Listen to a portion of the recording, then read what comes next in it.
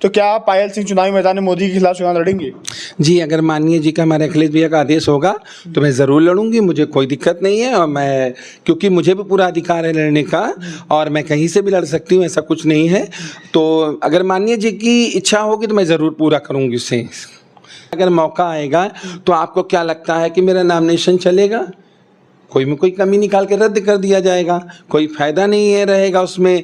तो कोई में कोई कमी ढूंढी जाएगी और वो उस समय बताया जाएगा जब बिल्कुल आखिरी दिन होगा, ताकि कि मैं उसे पूरा भी न कर सकूं। लेकिन अगर कभी ऐसा मुझे मौका मिला तो मैं इस मौके को नहीं खोऊंगी, और माननीय जी मेरा अगर आदेश देंगे कि आपको चुनाव लड़ना है बनारस से, तो मैं पूरी तरीके से तैयार होंगी, और मेरा किन्नर समाज पूरा सपोर्ट में होगा, पूरा बनारस का। आपने देखा ही चंदौली में हमारे किन्नर एक जीते हैं, और सारा किन्नर पूरा भरपूर तरीके से प्रचार होगा बनारस के अंदर किन्नरों का। ये जनता का मन है, जनता का मन किसी तरह भी बदल सकता है। ज़रूरी नहीं है कि हमारे माननीय प्रधानमंत्री जी हमेशा जीतें।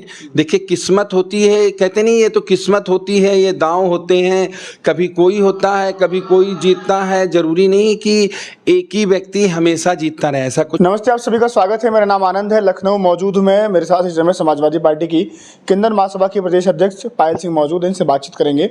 आगामी लोकसभा चुनाव को लेकर के सभी पार्टियां तैयारी कर रही हैं, लेकिन जो सबसे हॉट सीट है उसमें से बनारस बहुत अहम है, क्योंकि बनारस से प्रधानमंत्री नरेंद्र मोदी जी वहाँ पे सांसद हैं, और 2 बार के लगातार सांसद हैं। देखा गया कि वहाँ पर दिल्ली के जो वर्तमान के मुख्यमंत्री हैं अरविंद केजरीवाल भी चुनाव लड़ चुके हैं, वहाँ से उनकी भी जमानत जब्त हुई थी। उसके बाद से तेज बहादुर यादव जो फौजी थे वो भी चुनाव लड़ने की कोशिश किए थे, उनका तो पर्चा ही खारिज हो गया था।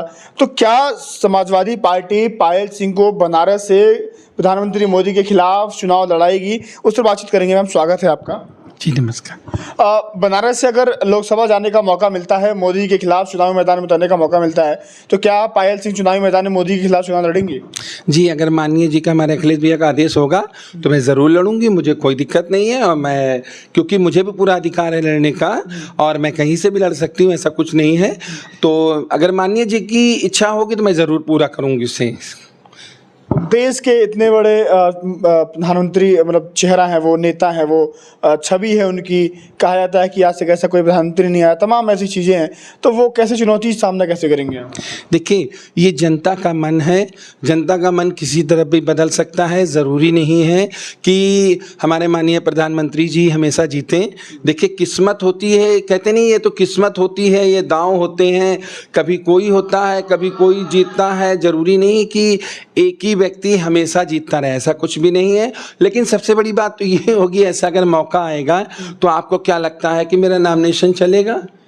कोई में कोई कमी निकाल के रद्द कर दिया जाएगा, कोई फायदा नहीं है रहेगा उसमें। तो कोई में कोई कमी ढूंढी जाएगी और वो उस समय बताया जाएगा जब बिल्कुल आखिरी दिन होगा, ताकि कि मैं उसे पूरा भी न कर सकूं। लेकिन अगर कभी ऐसा मुझे मौका मिला तो मैं इस मौके को नहीं खोऊंगी, और माननीय जी मेरा अगर आदेश देंगे कि आपको चुनाव लड़ना है बनारस से, तो मैं पूरी तरीके से तैयार होंगी, और मेरा किन्नर समाज पूरा सपोर्ट में होगा, पूरा बनारस का। आपने देखा ही चंदौली में हमारे किन्नर एक जीते हैं, और सारा किन्नर पूरा भरपूर तरीके से प्रचार होगा बनारस के अंदर किन्नरों का। कहा जाता है कि बहुत काम हुआ है बनारस में, बनारस क्योटो बन गया है। क्योटो एक जापान का शहर है, राजधानी है वहाँ की, और बनारस चमक रहा है इस समय, तमाम चीज़ें हुई हैं। वो कैसे, उसका कैसे सामना करेंगे? ये बताइए, जो कह रहे काम हुआ है, देखिए, काम से कोई चीज़ नहीं होती है। मेन होता है हमारा जो व्यापार। आप देखिए, लोगों के पास काम है, किसी के पास नहीं है। चमक देखने से क्या फ़ायदा? कहते हैं विदेश जाते हैं, विदेश में चमक भी होती, चमक के साथ जो है व्यापार भी होता है, कि लोगों को कमाने का जरिया होता है।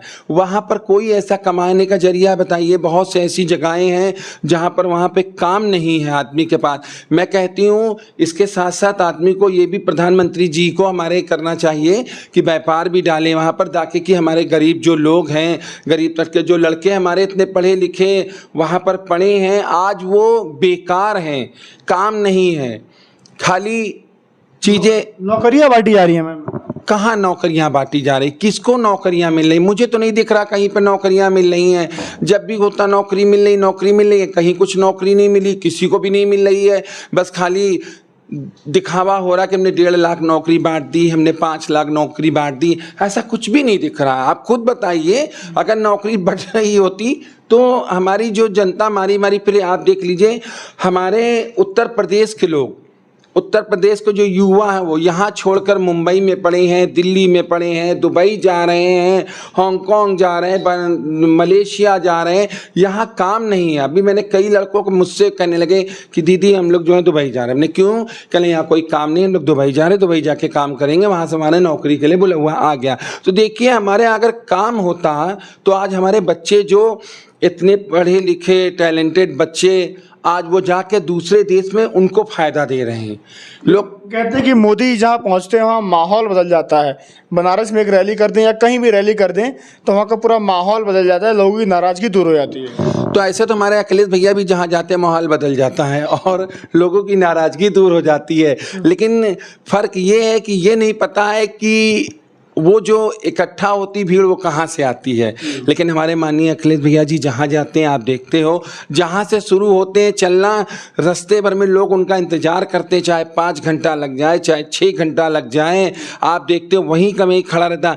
प्यार इसको कहते हैं, उस भीड़ को नहीं कहते हैं जो समय पे आए और थोड़ी देर बाद चली जाए। मोदी जी कहते हैं कि देश की 140 करोड़ जनता उनका परिवार है पूरा। तो ऐसे तो वो परिवार हमारे माननीय अखिलेश भैया का भी है।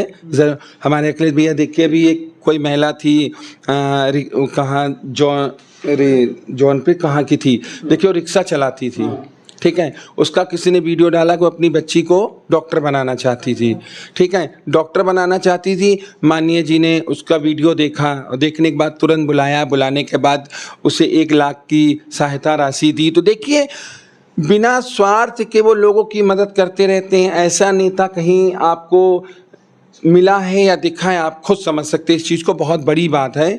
तो हमारे माननीय जी के जैसा नेता तो अभी तक कोई ना बना है और ना बन पाएगा ज़िंदगी में। बनारस से अगर आप जीतती हैं, अगर सांसद बनती हैं तो कहीं ना कहीं समाजवादी पार्टी की एक और सीट बढ़ेगी और लगता है कि जो नेताजी का सपना था प्रधानमंत्री बनने का, वो अखिलेश जी का सपना, अखिलेश जी वो सपना पूरा कर पाएंगे। जी बिल्कुल कर पाएंगे। और बनारस से मैं अगर जीतती हूँ, कभी ऊपर वाले ने अगर ऐसा मौका दिया मुझे जीतने का, तो सबसे पहले तो मैं ये कोशिश करूँगी कि बनारस में जो हमारी जनता वहाँ परेशान है, मैं उनके काम का इंतजाम करूँगी जो मेरी तरफ से हो सकेगा, कि ताकि कि उनको रोज़गार मिले और उनकी परेशानियाँ दूर हों। बस ये मेरी पहली सोच होगी और यही ज़्यादा अच्छी रहेगी, क्योंकि लोगों को वहाँ परेशानी ज़्यादा। मैं बनारस गई हूँ, कोई ख़ास वहाँ काम नहीं, वहाँ की मैंने रोटें देखी हैं, खाली घाट के किनारे ही बड़ा सुंदर दिख रहा है। बाकी कि आप चंदौली की ओर चल दीजिए, ऐसी रोड है, ऐसी रोड है कि गाड़ी तो गाड़ी, आदमी हिल जाएगा पूरी तरीके से। वहाँ पर लोगों को काम मिला है, बिल्कुल रोडें सड़कें चमकती हैं बनारस में। कहाँ की चमक रही? अभी तो मैंने बोला कि आप पुल पे चढ़ जाइए, पुल पे खाली बत्ती। बुनकर बहुत अच्छा, जो साड़ियाँ वाड़ियाँ बनाते हैं बुनकर, वो बहुत अच्छा। तो आप ये बताइए, छोटे क्षेत्र की बात कर रहे हैं आप, कभी वहाँ की बनारस की गलियाँ देखी हैं आपने? आप रोड की बात कर रहे हैं ना, मंदिर का तो मैं कह रही हूँ कि मंदिर वाला साफ सुथरा दिखता है, लेकिन आप बनारस की गलियों में जाके देखिए और हम बोल रहे हैं गंगा के पुल पर चढ़ के देखिए, फिर उसके बाद आगे देखिए क्या हालत है। बहुत ही बुरी स्थिति है रोड की। और ना हो तो मेरे पास वीडियो भी रखा है, मैं आपको दे दूंगी, मैं बनाकर लेकर आई थी एक बार, और बहुत बुरी हालत है। सिर्फ बनारस का घाट ही घाट दिख रहा, बाकी का कुछ नहीं। तो मतलब बनारस से पायल सिंह मोदी जी को चुनौती देने वाली हैं। अगर समाजवादी पार्टी जिम्मेदारी सौंपती है कि जाइए और बनारस से चुनाव लड़िए और लोकसभा जाइए, तो मोदी जी के खिलाफ आप चुनाव लड़ने को तैयार हैं? जी, अगर माननीय जी हमारे आदेश करेंगे अखिलेश भैया तो मैं जरूर तैयार हूँ। चलिए, मेरे साथ समाजवादी पार्टी के प्रदेश अध्यक्ष किन्नर महासभा की पायल सिंह मौजूद, इनसे बातचीत हुई और एक बहुत बड़ी खबर है।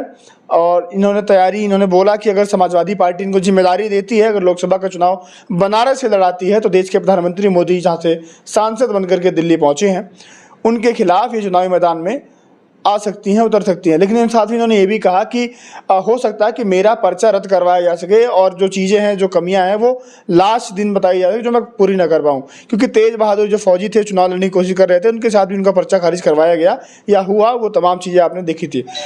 फिलहाल अगली वीडियो में आपसे मुलाकात होगी। 24 के चुनाव को लेकर के हम लगातार बातचीत कर रहे हैं और क्या रुझान है, कौन कौन सी वो हॉट सीटें हैं जहां से दिग्गज राजनेता चुनावी मैदान में उतरेंगे, वहां के क्या माहौल है, वहां भी जाएंगे, वहां से आपको खबरें दिखाते रहेंगे। फिलहाल के लिए नमस्कार।